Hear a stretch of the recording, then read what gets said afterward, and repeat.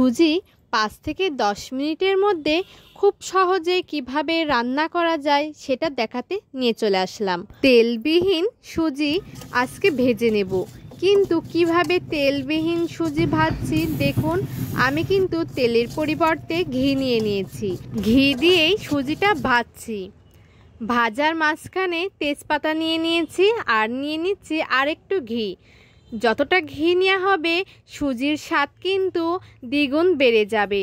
এদিকে নিয়ে নিয়েছি দুধ আর দুধের মধ্যে নিয়ে নিয়েছি এলাচের ফল। সুজি ভাজা যতক্ষণ হবে না ততক্ষণ কিন্তু দুধ দেওয়া যাবে না। সুজি ভাজতে ভাজতে যখন একটা সুগন্ধ বেরিয়ে আসবে আর লালচে হয়ে যাবে তখনই কিন্তু বুঝতে হবে সুজি ভাজাটা খুব সুন্দর হয়েছে এবং ভাজাটা পারফেক্ট হয়েছে। তখনই কিন্তু দুধ দিয়ে নিতে হবে। দুধ নেওয়ার পরে হালকা নাড়াচাড়া করে চিনি দিয়ে নিলাম।